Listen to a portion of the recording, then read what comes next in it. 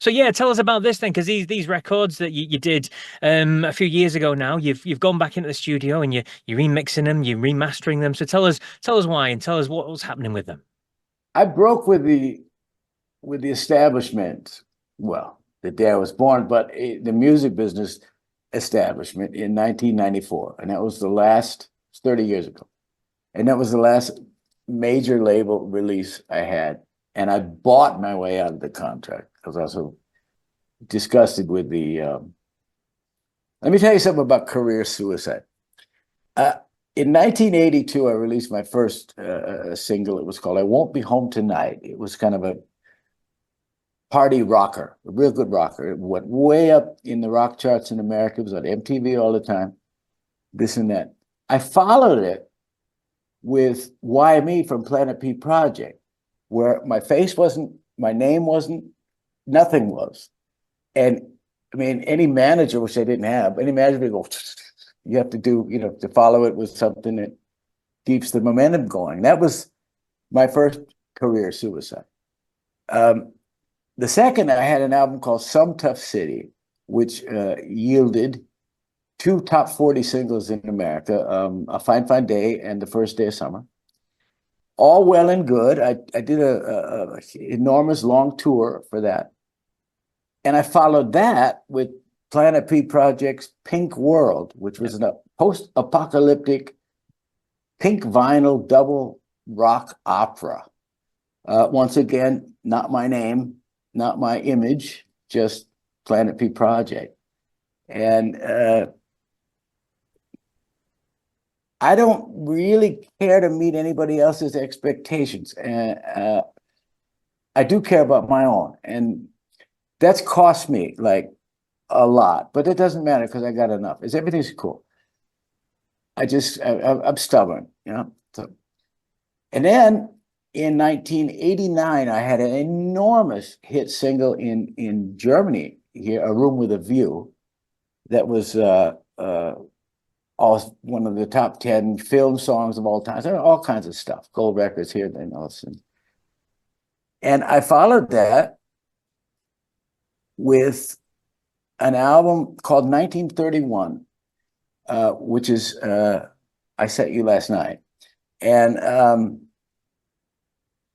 which is a very, very dark political prophetic warning, because and now we're getting to the remastering, and that was never released because I wasn't happy with the record label I was with, and I owed them a record. So I gave them Planet P Project 1931. I might not have called it Planet P Project. I just sent them that record. They were less than thrilled because in Germany, it's a very tolerant and open society, and there's very few things you can't do. But one of the things you can't do is reference Hitler. And this record might as well be an audio book because it's full of Hitler samples. Yeah. And Nazi symbolism. And the reason I made the record is in late 1990 is because the Berlin Wall came down, the Iron Curtain came down in 1990. And all of a sudden there's this huge wave of extreme right wing neo-Nazi. We used to call them neo-Nazis, and we don't call them that anymore. And very worrying. And then as soon as the Russians left, basically, the neo-Nazis popped up, and I don't know, they're desecrating synagogues or whatever they're doing, and they're doing their right-wing loony bullshit.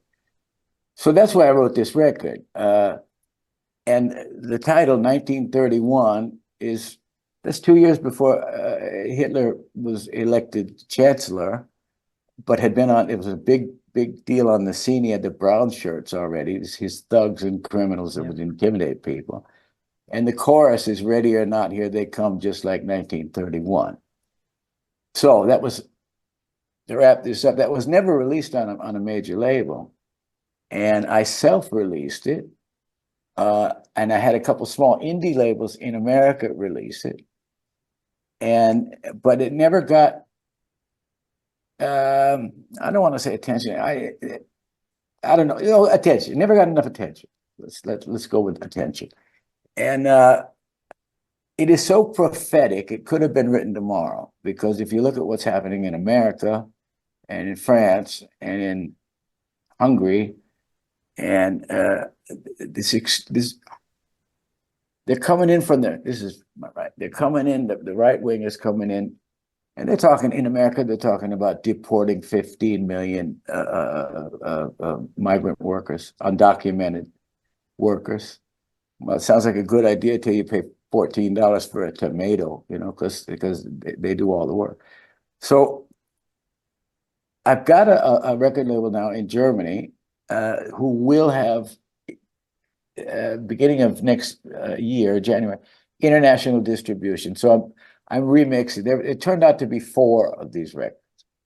And the overarching theme is go out dancing at the end of the world, go out with a smile when the world blows up. But fortuitously, go out dancing is God, G.o.d. So this is called the g.o.d.box. And it's the world's first 4-album, triple album, among other things. So I found these files, and I've been remastering. I can't remix it. It was done on purely analog 2-inch tape, and all my tape archive got ruined by a flood, actually, in a long time ago, 30 years ago. So there was no touching the. I didn't have any existing, so all I can do is remaster. But I'm happy with that. It's fine. It sounds like it's time. It sounds like it was mixed in 1990, which it was by me, which it was. So I'm remastering that now, and then I'll proceed to the other 3, and I'm going to release a. These are CD length, so they don't fit on vinyl. So it will be probably 7 sides of vinyl, or might as well 8, because that's 7 records. I mean, like 10 sides of vinyl, 14 sides of vinyl. A big, huge box, costs a lot of money, and because, like I said, I feel a little bit like Jimmy Page. What he does with his time is he's curating their archives, the Led Zeppelin archives. He's always doing something. He's always finding a bit and tinkering with it and remixing it, because they got tons and tons of stuff that you've never heard. And or with Prince, he's got 50 unreleased records that somebody's working on somewhere. And I'm getting old. I'm getting lazy. I didn't think this stuff got enough attention first time around, so I'm curating my archive. There you go. So in terms of the remastering then, because obviously you're a producer, you know your technology, that sort of thing. So what are you doing that's different to back then when you first did it? And are you enjoying it? Enjoying, did you say? Yeah, are you enjoying I'm the loving it. remastering process? Oh, Yeah. I'm loving it, man. The tech gets better every year, and we have um I mean, before I remaster anything, I listen to it and see, does it need it? And of course, and there's artificial intelligence mastering now, tools. You wouldn't believe it. You take a stereo track, just a normal track, and there's programs that will let you isolate the bass, the drums, the vocals, and redo them, isolate them 100%, completely, make them louder, make them soft. I mean, basically remix a 50-year-old record, or a 40-year-old record. And I'm loving it because this stuff is challenging, and it's a lot of fun. And do it on it. You can't see it, but next to me is my studio computer with a set of headphones, and all the software is in the machine. So I'm loving it. Crazy, isn't it? And on a slight tangent, when you talk about things like that, obviously the Beatles came out, didn't they? Where they managed to take a song from was it 40 years ago, and well, all older than that originally with John's stuff, but then they Yeah, had George's stuff from was it 40 years ago or whatever yeah, it yeah, was, and yeah, then they yeah, yeah. remixed it. So what did you make of that then, as an engineer producer? Wasn't my favorite song, but I love the way they did it. I mean, it kind of seems like I don't know. The Beatles can do anything they want. They're the Beatles, but it's kind of there's a little touch of again, because they've been gone, and then they released that other last Beatles song ever about 10 years ago. Yeah. And here's a new last Beatles song ever. But what they did with the technology, they were able to, John played it in his apartment at the Dakota on a piano and sang into a really cheap microphone. And this AI program allows them to isolate the singing, the vocal track, completely from the piano track. Piano track, just throw away. We'll play that again. Keep the vocal track, and it's in a booming apartment, so it's not like singing in a studio where you're close. But there's another AI software tool that lets you take all the room noise out. Like you don't notice it, but suddenly there's no, like if you're in the basement and you're singing, it's all reverb and everything. It's just bouncing around. They put this program in, and it's like if you're a sports announcer, it's right there in your face. So that's what they did for this, and I thought that on the technical side, it was brilliant. I might be a little over the Beatles' very last song, of all time. I'm waiting for the next one, that kind of thing. Indeed, it happens, doesn't it? So just going back to these albums, then obviously you've talked about 1931 and the interesting use of the Hitler sound bites and things like that in there. Levittown is the next one. He sent me that copy as well to listen to, and it's just a clarity because obviously listening on the likes of Spotify or something to the records on there, and then listening to the tracks that you sent me that have been reworked, the clarity on it and the sounds are just so pure. It's wonderful. So tell me a bit about Levittown as well as a record. Well, Levittown's about the 50s. It's about, 1931's about the rise of neo-fascism. It's timeless because I wrote it 35 years ago and it's applicable today. Yeah. Levittown is very time-centric. It's about America in the 1950s, where we were never bombed. I grew up in California. We never had famine. We weren't ravaged by disease. We didn't lose 20 million soldiers like the Russians. We got into the war very late after the Japanese attacked us. So post-war America was a fabulous place to grow up if you were white, basically, which is and a male. I mean, my mother see these paintings behind me are, it's not Picasso, but it's my mother. And she had she had a good eye and she had a lot of talent, but she was a housewife with 3 kids. She didn't go to New York to be in the arty scene. She did what was expected of her. This is a really long story, but I'll keep it short. A guy named Bill Levitt invented a kind of city where every house was the same. You could buy 1 bedroom, 2 bedroom, or 3 bedroom, and they were for returning soldiers to buy the houses on the GI Bill and give everybody a home. And it's really, really creepy. It was these identical, like the kitchen would always be in the same place, and the shower head would always be this place, everything. And that was also when McDonald's came out with 15 or 5-cent hamburgers, where they're always the same everywhere you go. And Holiday Inn came out with, there used to be motels and they're all different and they're all charming. Holiday Inn came, and if you booked a Holiday Inn room in Poughkeepsie, New York, or you booked one in Mexico City, they're identical. So the 50s were this era of mass production and homogenization. And politically, like I said, everything was fine if you were white. And the civil rights stuff hadn't occurred yet. And I grew up around a lot of Mexican folks because I was in a farm town in California, where your watermelons come from, by the way, and a lot of your citrus. I was born in the artichoke capital of the world, so I mean I know these people, and can't even think what song. Oh yeah, and what were they doing? They were sending off bombs. My dad went to Las Vegas High School, and he could see the nuclear A-bomb tests out in the desert. They'd have a party, and they'd see the mushroom cloud from 60 miles away, and everything. It's wild times.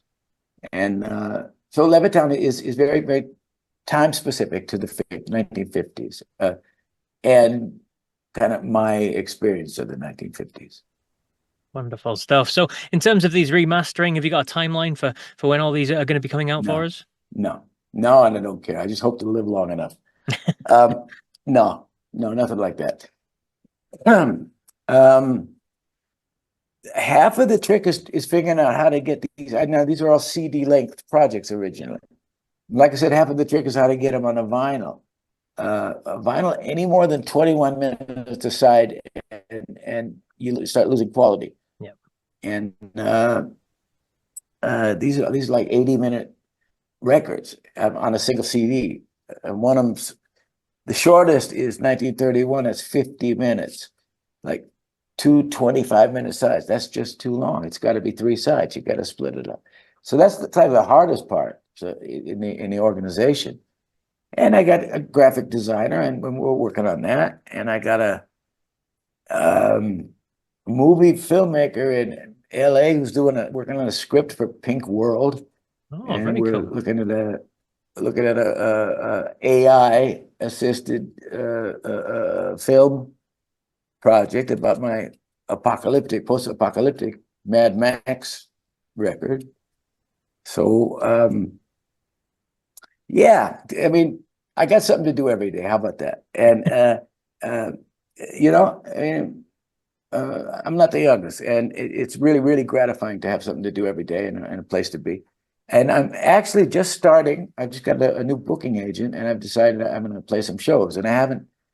Now I'm going to do these 2 Soulmates shows, open airs. Yeah. But I hadn't had anything else planned. And the last tour I did was right before COVID in 2019, and then everything just shut down, including my booking agent went bankrupt, like as did a lot of them, and all the clubs shut down, and a lot of the venues, the normal venues for, because I play mostly solo shows, just piano and singing and guitar, so I need cushy seats, nice like a theater, like Yeah. a small theater. And a lot of them went out of business, and the agents went out of business, and so I'm just starting to get back to that. And these shows will start in October. I'm still on Facebook. Is that still a legitimate thing, Facebook? It is, yes. I'm still on Facebook, and all of my upcoming appearances will be as Facebook events. Wonderful stuff. It's What great. was the question, Paul? Oh, I can't even remember myself now. I think it was Yeah. when you're going to release these remastered things, but at some point when they're ready. Well, the first one's already in the shops, as it were. It's on Amazon and Spotify, which is Ltown, Town, yeah. which is a concept album, of course. It's Planet P. It's about Norway in the German occupation in the Second World War.